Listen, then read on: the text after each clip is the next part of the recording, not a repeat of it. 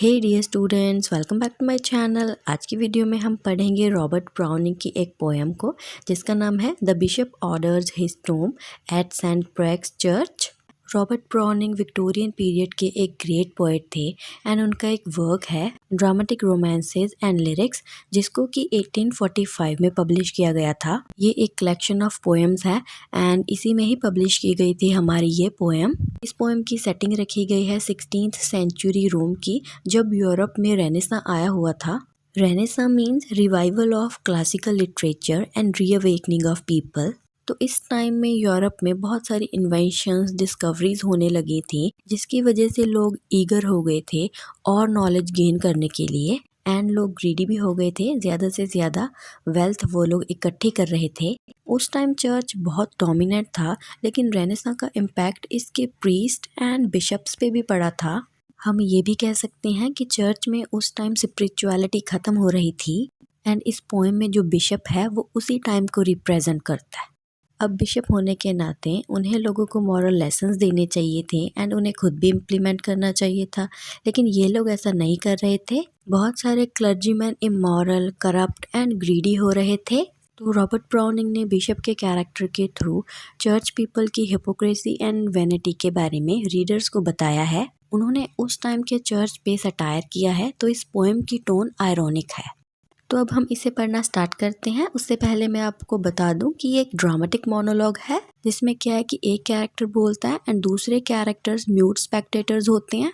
तो यहाँ पर भी बोल रहा है बिशप एंड जो उसके आसपास हैं वो बस उसे सुन रहे हैं। इस पोएम में 120 के अराउंड लाइंस हैं, तो मैं सभी को पढ़ूंगी नहीं, बस इन्हें एक्सप्लेन करूंगी। तो स्टार्ट करते हैं। तो इन लाइन से हमें ये पता चल रहा है कि इस पोएम का नरेटर एक बिशप है, एक रिलीजियस लीडर। वो अभी अपने डेथ बेड पे है एंड वो अपने नेफ्यूज से बात कर रहा है और ऐसा माना गया कि उसके नेफ्यूज में से ही एक उसका इलेजिटिमेट सन है। बिशप की एक मिस्ट्रेस भी थी, वो उसका बेटा है। तो इस पोएम की फर्स्ट लाइन बिब्लिकल है जिसका मतलब है कि ये दुनिया मीनिंगलेस है, इसमें कोई सच्चाई नहीं है, सिर्फ वेनिटी है। सब लोग यहाँ पे प्राउडी होकर घूमते हैं कि मेरे पास ये है वो है, लेकिन वो एक्चुअल में किसी का होता नहीं है, वो किसी के साथ नहीं जाता, यहीं पे रह जाता है। ये सब अर्थली चीज़ें हैं। तो बिशप अभी अपने डेथ बेड पे है एंड हम उसका स्टेट ऑफ माइंड समझ सकते हैं। उसके मन में बहुत सारे ख्याल आ रहे हैं एंड ये बातें वो अपने नेफ्यूज़ के साथ शेयर कर रहा है। तो बिशप उनमें से एंजम को बुलाता है जो कि उसका इलेजिटिमेट सन है एंड उसे कहता है कि तुम्हारी मदर बहुत ब्यूटीफुल थी, जिसकी वजह से गैंडोल्फ उससे जेलसी फील करता था। गैंडोल्फ भी एक बिशप था हमारे इस वाले बिशप से पहले। फिर वो कहता है कि जब वो मर गई तो मैं बिशप बन गया एंड अब मरना तो सभी को है। ये दुनिया तो एक इल्यूजन है एंड डेथ ही एक सच्चाई है। फिर वो कहता है कि ये ज़िंदगी भला क्या है, कभी मैं ठीक था, आज मैं अपने डेथ बेड पे हूँ, अभी मैं पल पल मर रहा हूँ एंड फिर मेरे पास डेथ आएगी एंड मैं अपने आप से पूछूंगा क्या मैं मर गया या फिर अभी भी जिंदा हूँ। उसे बस शांति चाहिए थी एंड ये शांति उसे सेंट प्रेक्स चर्च में मिलनी थी। सेंट प्रेक्स सच में एक जगह है जो कि ग्रेट रिलीजियस मैन के लिए फेमस है क्योंकि यहाँ पर उनकी टूम्स हैं। तो अब इन लाइंस में आपको बिशप का रियल कैरेक्टर पता चलेगा कि वो चाहता क्या है।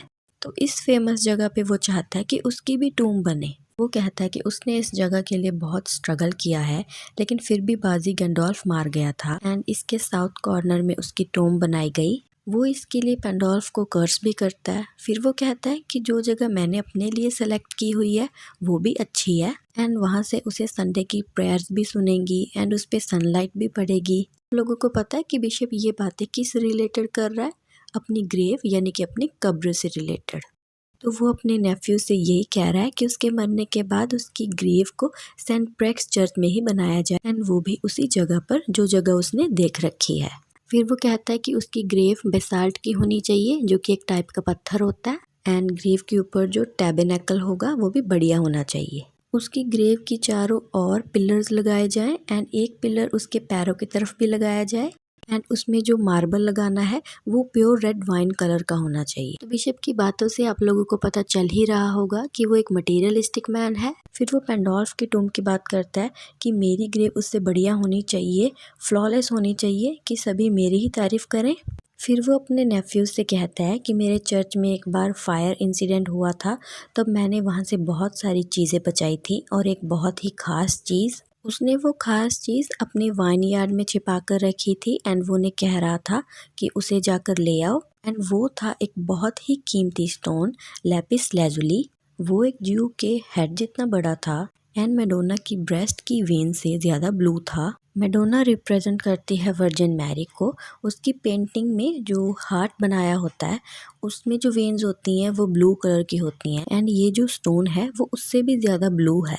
तो यहाँ पर भी अब देखें कि बिशप अपने आप को गैंडोल्फ से ऊंचा रखना चाह रहा है।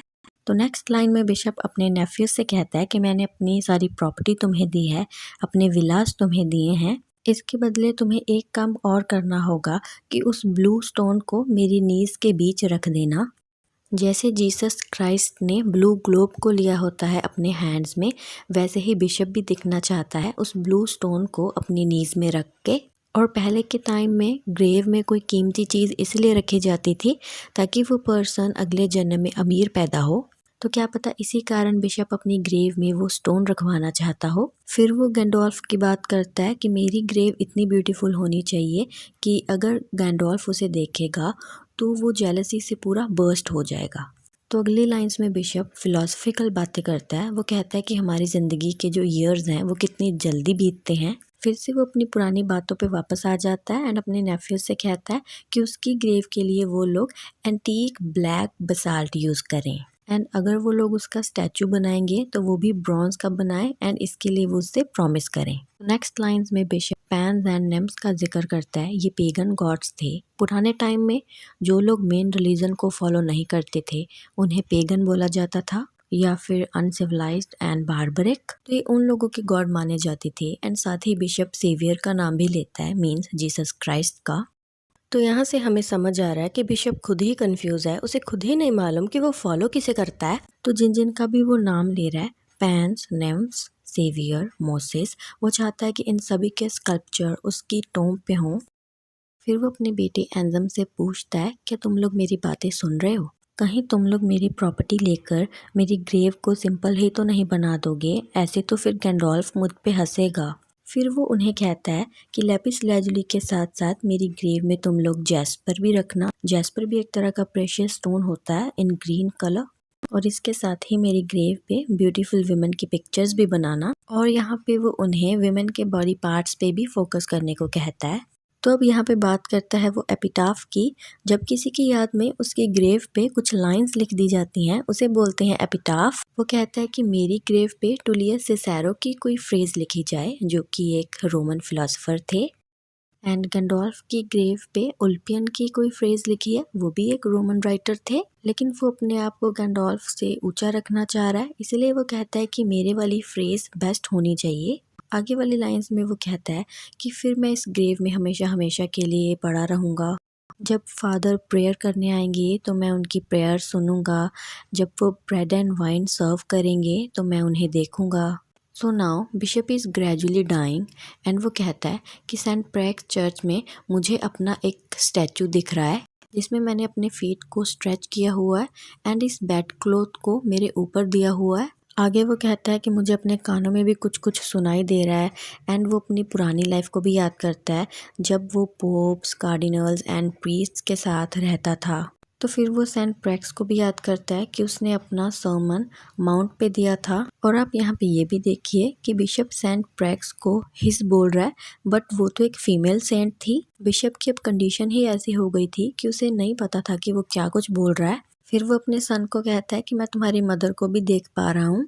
नेक्स्ट वो कहता है कि जिस अर्न में मेरी राख को रखा जाएगा मैं उसे भी देख पा रहा हूँ एंड मेरी टोम्ब पे लगे मार्बल को भी एंड उस पे लिखी लैटिन फ्रेज को भी मैं पढ़ पा रहा हूँ। तो बिशप अब पूरी तरह से मर रहा है एंड ये उसका स्टेट ऑफ माइंड दिखाया है। तो अब वो फिर से सिसेरो को याद करता है कि उसकी कोई फ्रेज मेरी ग्रेव पे लिखवाना। नेक्स्ट लाइंस में वो बोलता है कि अर्थ में जो मेरी पिलग्रिमेज रही है यानी कि जो मेरी जर्नी रही है वो ईविल रही है। तो कहीं पे उसे ये रियलाइज़ होने लग जाता है कि उसने उसके रिलीजन के सभी रूल्स को फॉलो नहीं किया। लेकिन नेक्स्ट लाइन में वो फिर से बदल जाता है एंड उन्हें कहता है कि मेरी टूम बसाल्ट की नहीं बनानी बल्कि पूरी ही लेपिस लेजुली की बनानी है। फिर वो अपने नेफ्यू से कहता है कि मुझे लग रहा है कि तुम मेरी ये लास्ट विश पूरी नहीं करोगे, तो फिर मैं अपनी सारी प्रॉपर्टी पोप के नाम कर जाऊंगा। और अगर तुम लोग मेरे विलास को रखना चाहते हो तो मेरी टूम के आसपास पिलर्स बनाना, जिस पे टर्मिनस भी बनाना। Terminus is the Roman god for boundaries. और जो मेरी ग्रेव पे जो वास होगा उस पे ग्रेप्स के डिज़ाइन बनाना। आगे वो कहता है कि इस पे एक ट्राइपॉड भी बनाना जिस पे लिंक्स भी होनी चाहिए। लिंक्स होती है एक जंगली कैट, एंड ऐसे दिखाना कि जैसे वो कैट फ्री होने के लिए स्ट्रगल कर रही है।